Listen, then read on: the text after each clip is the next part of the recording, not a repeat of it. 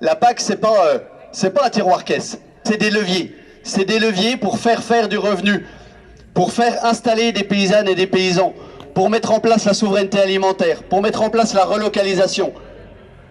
Tant que la PAC sera vécue comme un tiroir-caisse et gérée comme cela politiquement, on en restera aux effets catastrophiques qu'elle a créés. Depuis 30-40 ans, si on regarde un peu en arrière, la PAC c'est absolument catastrophique. Toutes les bottes qui sont là derrière, elles symbolisent de fait les gens qu'on voudrait installer, qu'on peut installer. Elles symbolisent aussi tous ceux qui ont disparu à cause des politiques agricoles communes précédentes. En 30 ans, on a divisé le nombre de paysannes et de paysans par 3. Ça, c'est le premier échec. L'échec social, il est absolument énorme, absolument catastrophique. Ensuite, il y a l'échec alimentaire. La précarité alimentaire n'arrête pas d'augmenter, alors qu'on produit de plus en plus, alors qu'on produit trop. Et ensuite, l'échec, il est aussi écologique, environnemental et climatique. Les dégâts climatiques de ces derniers jours, les gels catastrophiques qu'on est en train de vivre, doivent nous rappeler à cette évidence-là. Les différentes politiques mises en place, PAC y compris, nous emmènent dans l'entonnoir climatique, nous emmènent dans l'entonnoir écologique, dans la perte de biodiversité. Ça, aujourd'hui, c'est des choses que tout le monde devrait avoir en tête. Si on l'a en tête, ça veut dire qu'on doit écrire les futures politiques agricoles communes françaises et européennes autrement. Qu'est-ce qu'on voit aujourd'hui? On ne voit que des exploitations qui s'agrandissent, des paysans qui disparaissent. Plus qu'urgent d'y aller. Que ce soit sur le volet social, que ce soit sur le volet environnemental, que ce soit sur le volet des territoires. Mais je ne comprends pas cette incapacité à prendre des décisions qui sont pourtant indispensables. Depuis 40 ans, les réformes de la PAC ne font que se succéder et elles ne font que faire la part belle au modèle agricole, libéral et industriel. Ça suffit. Nous sommes là aujourd'hui pour exprimer notre colère et notre révolte vis-à-vis d'une politique qui est injuste et qui est incohérente. Cette fois-ci, nous sommes vraiment à la croisée des chemins. La crise sanitaire, l'urgence climatique doivent inciter nos responsables politiques à sortir de l'immobilisme dans lequel ils sont empêtrés depuis des années. Est-ce qu'ils vont avoir le courage de prendre des réformes éclairées pour le bien de tous? Est-ce qu'ils auront la capacité de se libérer de l'influence des lobbies et des organisations qui sont dites majoritaires? L'occasion est immense qu'ils donnent aujourd'hui un signal fort en faveur d'une alimentation qui soit de qualité, d'un environnement qui soit préservé et de la lutte contre le changement climatique.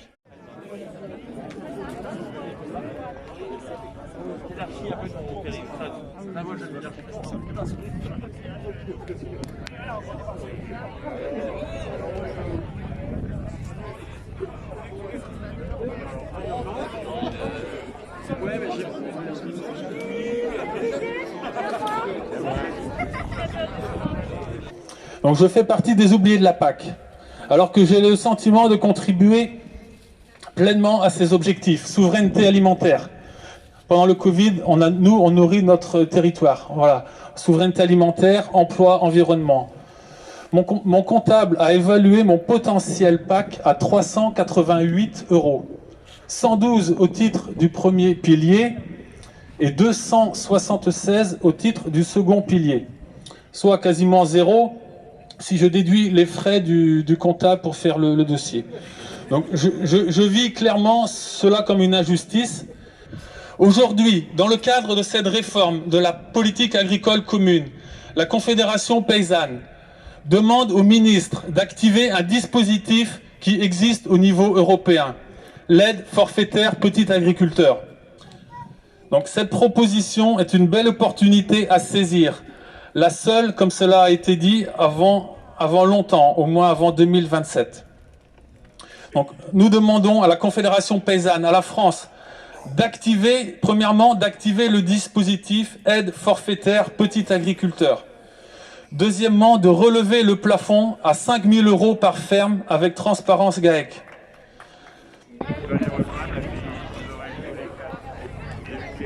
Donc je vais faire un petit peu d'histoire quand même pour rappeler que le paiement redistributif c'est un acquis de la conf. et que à l'origine, en 1992, depuis 1992, la Conf n'a cessé de réclamer le plafonnement des aides, la modulation et la prise en compte des actifs. Aujourd'hui, donc, la revendication qu'on porte, c'est bien de porter à 20% du premier pilier, c'est-à-dire environ 100 € de l'hectare sur les 52 premiers hectares. Il faut savoir que c'est une mesure qui est positive à peu près jusqu'à 90 hectares pour un actif. Il y a la transparence des GAEC, vous le savez. Aujourd'hui, le ministre fait des propositions sur 63 hectares, ce qui n'a plus le même effet parce que ça dilue beaucoup, ça dilue l'enveloppe et ça n'a pas le même effet. Effectivement, si demain on passe de 52 à 63 hectares, on peut dire que l'effet de la surprime sur les premiers hectares va avoir beaucoup moins d'impact sur les fermes.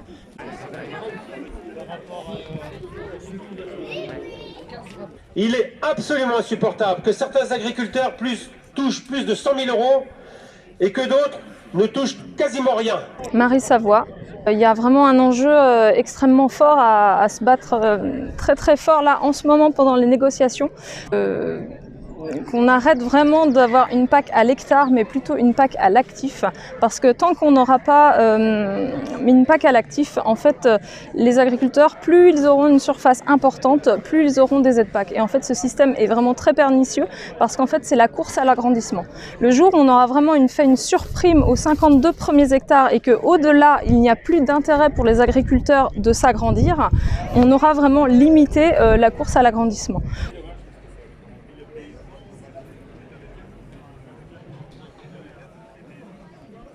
Alors moi je m'appelle Thérèse Fumery, je suis éleveuse en Ille-et-Vilaine. Pour moi la PAC actuelle c'est une PAC qui ne satisfait pas aux objectifs affichés par les politiques agricoles. En fait, on dit que la PAC, elle doit aider les paysans à changer de système, à évoluer, à être en phase avec les attentes de la société, que ce soit au niveau de l'environnement, au niveau de la qualité des produits, au niveau de l'occupation du territoire et de l'emploi. C'est vrai que tous ces défis-là sont à relever. Et aujourd'hui, c'est pas du tout ce qui se passe, puisque, par exemple, on a une érosion très très importante au niveau des paysans, donc des actifs paysans. On a aussi des problématiques environnementales qu'on arrive. Que si on veut arriver à faire les transitions, la transition écologique en premier, la transition alimentaire en second, il faudra des paysannes et des paysans nombreux. On n'arrivera pas à faire cette transition, à se passer des pesticides, à mettre en place la relocalisation, à faire vivre la souveraineté alimentaire si on continue à dégager des paysannes et des paysans comme on l'a fait depuis 30 ans. L'enjeu, il est avant tout social de cette PAC-là. Il faut qu'on ait des mécanismes pour installer massivement et préserver les gens sur leur ferme. Ça veut dire, c'est passé par ce qui a été dit tout à l'heure, c'est passé par soutenir tous ceux qui sont aujourd'hui oubliés de la PAC, comme l'ont bien expliqué Gwenaëlle et Charlotte, pour soutenir également les premiers hectares, comme l'a dit Laurent, sur le paiement redistributif, un paiement redistributif qui aille enfin à ce qu'on nous avait promis, 20% du premier pilier sur les 52 premiers hectares, pas moins de pourcentage, pas moins... Je m'appelle Emmanuel Marie, j'ai 47 ans, je suis paysan boulanger à Ouésy dans le Calvados entre Caen et Mézidon-Cadon. Je pense que la PAC est un formidable outil elle peut être un formidable outil de politique agricole. Si je suis là aujourd'hui, c'est justement parce que je suis convaincu qu'elle peut servir à transformer l'agriculture pour la préparer aux enjeux du XXIe siècle, c'est-à-dire les enjeux principalement de changement climatique. Et du coup de passer d'une agriculture industrielle à une agriculture proche de la population qu'elle... Et enfin, on doit également aller vers un plafonnement et une dégressivité des aides. C'est un enjeu de justice sociale.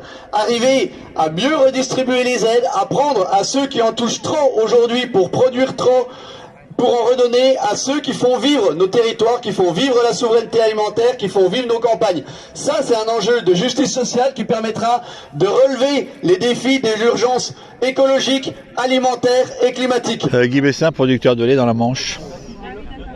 Le principal reproche qu'on peut faire à la PAC, c'est son manque d'équité entre les différentes régions, entre les différents producteurs. Et si je suis là aujourd'hui, c'est entre autres pour ça, c'est pour réclamer plus d'équité dans la répartition des aides concernant la PAC. C'est reconnaître les actifs, parce qu'aujourd'hui la PAC, elle reconnaît les hectares. Et dans nos systèmes où on a beaucoup de travailleurs sur nos exploitations, ce serait intéressant d'avoir des aides fléchées en fonction des actifs. Une chose est bien claire pour nous, c'est que pour relever tous ces défis-là, nous allons avoir besoin de paysannes et de paysans qui soient le plus nombreux possible. Bien, si on n'est pas capable de relever ces défis-là dans la politique agricole qui vient, là, qui va arriver en 2023, eh bien, pour moi, ça va être fichu. C'est fondamental qu'on réussisse, qu'on commence sérieusement à relever ces défis-là. Et là, on s'aperçoit qu'on n'en prend pas le chemin actuellement. Que la politique des petits pas, c'était pas une politique que la Confédération paysanne pouvait approuver, et que nous, on était pour une politique des grands pas, mais pour tout le monde. Voilà, depuis 12 ans, j'ai très peu de foncier et donc je me suis orienté vers les cultures sous abri. Donc avec 4600 mètres carrés de cultivés, donc vous voyez, ça fait moins d'un demi-hectare. Je suis en bio, en vente directe, et il y a entre 5 et 6 emplois sur la ferme. Voilà, 5 à 6 emplois, c'est 3 fois plus que la moyenne départementale d'une ferme où il y a à peu près 1,5 emplois par ferme. Dans les 30% des fermes oubliées par la PAC, la contribution des petites fermes, notamment maraîchères, arboricoles, et tous les petits élevages, tous ceux qui sont souvent économes en foncier, sont engagés sur des démarches de valeur ajoutée et créent énormément d'emplois. Donc je vis clairement cela comme une injustice, et une injustice qui n'est plus acceptable au regard du nombre de fermes qui sont dans mon cas, comme le rappelait Charlotte. Près de 30% de l'agriculture française aujourd'hui exclut des aides de la PAC. Nous l'avons dit au ministre lors de sa venue en Ille-et-Vilaine, les surfaces ne doivent plus être le seul critère de répartition des aides, car cela va inexorablement reproduire les inégalités passées. Outre la transition écologique, la PAC doit soutenir l'emploi qui, dans les petites fermes, est 2 fois plus important, et aussi apporter un filet de sécurité à chaque ferme française en cas d'aléa. Au contraire de ça, on voit se mobiliser des FNSEA de céréaliers qui demandent l'immobilisme des aides PAC, qui demandent l'immobilisme de ces différentes politiques agricoles communes. Et on a un ministre derrière qui embraye sur le même discours, sur le statu quo. Statu quo parce que ce serait déstabilisateur pour certains. Ce sera déstabilisateur en partie, mais surtout, ce sera poser les fondements d'un autre projet agricole et alimentaire pour la France et pour l'Europe. Un projet qui emploie mieux et plus, un projet qui produit autrement, qui produit mieux, et un projet qui nous permet à nous de vivre pour nourrir la majorité de nos concitoyens. Ça, c'est l'enjeu de la Confédération paysanne, c'est les revendications de la Confédération paysanne pour la future PAC, produire, employer, préserver, passer du plus au mieux. Parce que demain, c'est impossible de continuer avec ces mêmes schémas. Nous, en fait, on est venu pour vous parler des oubliés de la PAC, parce que oui, c'est quand même très très grave ce qui se passe. Aujourd'hui, il y a toutes ces bottes là que vous avez vues qui représentent des actifs, qui représentent tous ceux qu'on pourrait installer aussi si on les oubliait pas, et puis tous ceux qui ont disparu parce que la PAC les aide pas. C'est quand même plus de 30% des fermes et des actifs aujourd'hui qui sont oubliés de la PAC. C'est une injustice, c'est impossible d'entendre ça encore en 2021. Comment ça se fait qu'on oublie toute cette part entière d'agriculteurs qui sont sur le territoire, qui font bouger les territoires et qui nourrissent la population et qui installent des paysans? Monsieur le ministre, vous avez quand même besoin de prendre du courage. Nous, on est capable de vous le donner, ce courage. Comment ça se fait que vous laissez cette injustice encore présente? Il faut absolument trouver un système, et on peut le trouver, ce système. Il y a de l'argent, il y en a de l'argent, et il faut vraiment qu'on trouve comment répartir mieux ces aides PAC. C'est pas possible de continuer comme ça. Ce qu'on ambitionne, c'est une autre politique agricole commune, une autre agriculture. L'enjeu, c'est pas seulement de redonner à tous ceux qui n'ont rien aujourd'hui. Pour nous, l'enjeu, c'est d'être efficace en termes agricoles, en termes alimentaires et en termes écologiques. Et qu'est-ce qui est le plus efficace pour créer de la valeur ajoutée que des gens qui remplissent ces bottes-là? C'est des paysannes et des paysans qui vont être efficaces pour créer de la valeur ajoutée, pour créer du revenu, pour produire autrement une alimentation de qualité et arriver à faire vivre nos campagnes. C'est pas juste un enjeu de justice sociale, c'est un enjeu d'efficacité de la PAC, c'est un enjeu de changer le modèle agricole et alimentaire.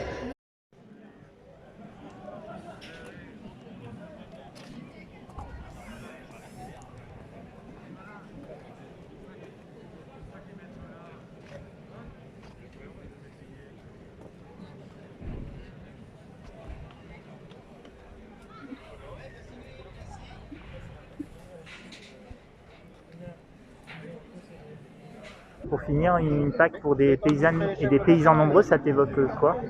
Ça m'évoque des campagnes vivantes. C'est-à-dire qu'aujourd'hui, ceux qui prétendent nourrir la planète, ils nourrissent sur des immensités où il n'y a plus personne en fait. Et du coup, je pense que quand il y a de l'humain, il y a aussi de la biodiversité, pour peu qu'il soit conscient de son impact. Donc des campagnes, des paysans et des paysannes nombreuses, ça veut dire une ruralité qui existe telle qu'elle peut exister et qui ne soit pas en train de mourir telle qu'elle est en train de mourir. Une PAC mieux répartie pour reconnaître la contribution des petites fermes à l'emploi, au dynamisme des territoires par la valeur ajoutée qu'elles génèrent, notamment par les circuits courts. Une PAC mieux répartie parce que le climat, sécheresse, gel et tempête, on le vit tous, qu'on soit petit, moyen ou grand, et l'actualité est encore là pour nous le rappeler. Une PAC mieux répartie parce que le cœur... Parce que le cœur de notre métier est de travailler avec du vivant, avec tous les aléas que cela comporte.